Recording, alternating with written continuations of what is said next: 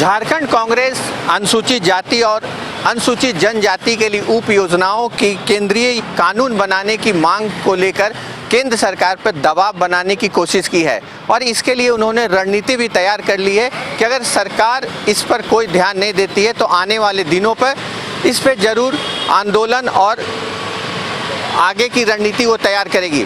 हालांकि इन तमाम चीज़ों को देखते हुए कहना होगा कि हाल के दिनों में राहुल गांधी ने दलित और आदिवासियों के विकास वाले उपाय को आवश्यकताओं पर जोर देते हुए केंद्रीय बजट में दलित और आदिवासियों के सर्वांगीण विकास के लिए निष्पक्ष एवं सुनिश्चित बजट आवंटित हेतु राष्ट्रीय कानून बनाने की वकालत की थी।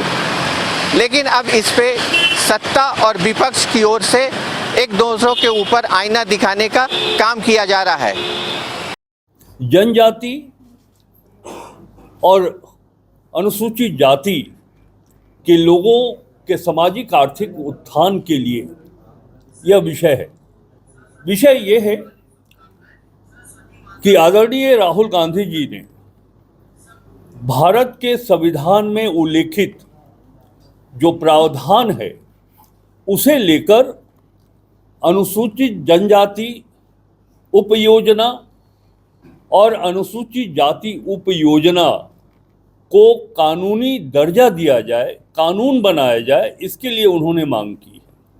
मैं बहुत ही संक्षेप में आपको भारत के संविधान 275 कंडिका 1 4 लाइन का है, मैं पढ़ के आपको बताता हूँ, जिसमें ये उल्लेख किया गया है कि भारत की संचित निधि में से ऐसी पूंजी संदत्त की जाएगी जो उस राज्य को उन विकास स्कीमों के खर्च को पूरा करने में समर्थ बनाएगा जिन्हें उस राज्य में अनुसूचित जनजातियों के कल्याण की अभिवृद्धि हो सकेगी। मैं इसलिए संविधान के इस धारा का उल्लेख कर रहा हूँ, जैसा कि हमारे आदरणीय रामेश्वर राव जी ने अपने वक्तव्य के क्रम में इस बात का उल्लेख किया है कि ये जो डिमांड है कि इसको कानून का रूप दिया जाए, ये भारत के संविधान द्वारा प्रावधानित, इससे हटकर इतर कोई मांग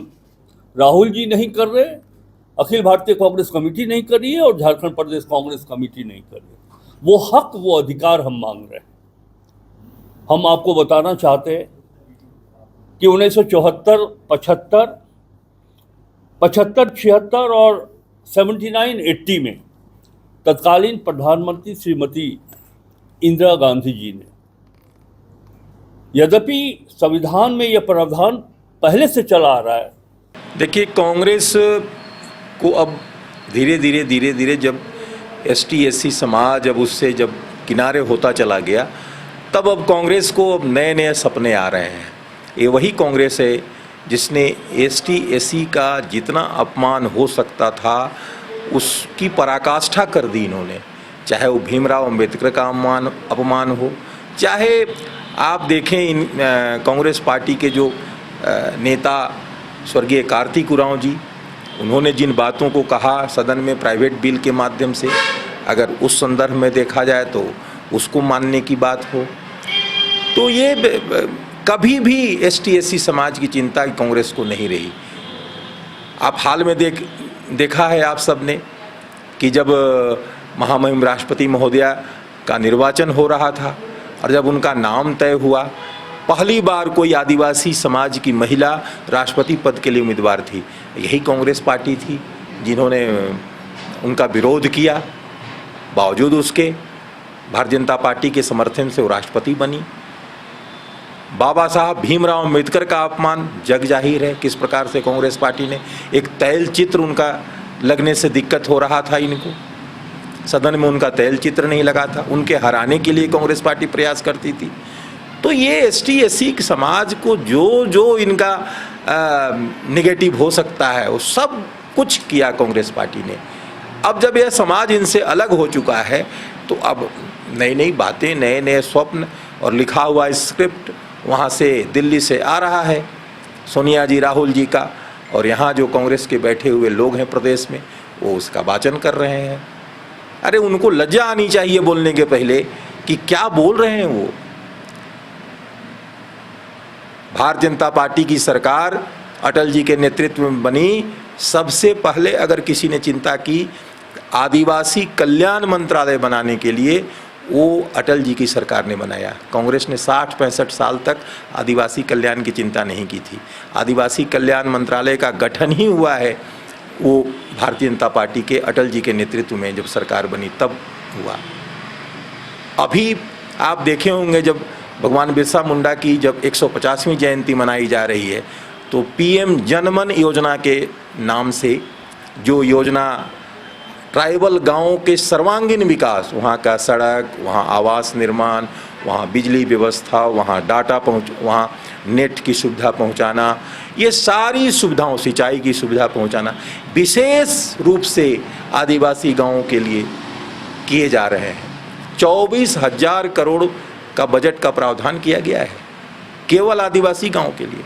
और आप सबको पता होगा कि जब सदन में पूछा गया केंद्र में तो उत्तर आया कि वहाँ जब कनेक्शन पहुँचाना है मोबाइल का तो झारखंड सरकार उसको ज़मीन उपलब्ध नहीं करा पा रही है, टावर उपलब्ध नहीं करा पा रही है, टावर के लिए ज़मीन उपलब्ध नहीं करा पा रही है। तो इनकी चिंता तो हास्यास्पद है, ये दिखावे के लिए अब कर रहे हैं। इनको लग रहा है कि हमारे से अब ST/SC का वोट छिटक चुका, अब वो हमारा साथ नहीं दे रहे हैं, इसलिए तरह तरह की बातें कर रहे हैं। आंकड़े बहुत हैं भारतीय जनता पार्टी के पास, और जितने पैसे मनमोहन सिंह जी की सरकार में इस राज्य को मिले थे उससे 3 गुना ज़्यादा पैसा ये मोदी जी की सरकार में मिले हैं। इसलिए यह कहना कि बजट की कमी हुई है, कहीं से भी कमी नहीं हुई है। यह सरकार खर्च नहीं कर पा रही है उसको और बता नहीं पा रही है। आयुष्मान योजनाओं से क्या लाभ नहीं मिल रहा है लोगों को? क्या प्रधानमंत्री आवास योजना से ट्राइबल और ST/SC को लाभ नहीं मिल रहा है? हालांकि इस विषय को लेके अब दोनों पार्टियों की ओर से छींटाकशी भी शुरू हो गई है, लेकिन जिस तरह से राहुल गांधी ने लोकसभा चुनाव के समय इसे कानून बनाने की बात की थी और वकालत की थी, तो उसे देखते हुए सरकार को घेरने की पुरजोर कोशिश कांग्रेस जरूर करेगी। देखना होगा कि कांग्रेस का ये दबाव कामयाब होता है या नहीं, ये तो समय ही तय करेगा। सहयोगी सुरेंद्र प्रसाद के साथ संजीव सिन्हा, समाचार प्लस, रांची।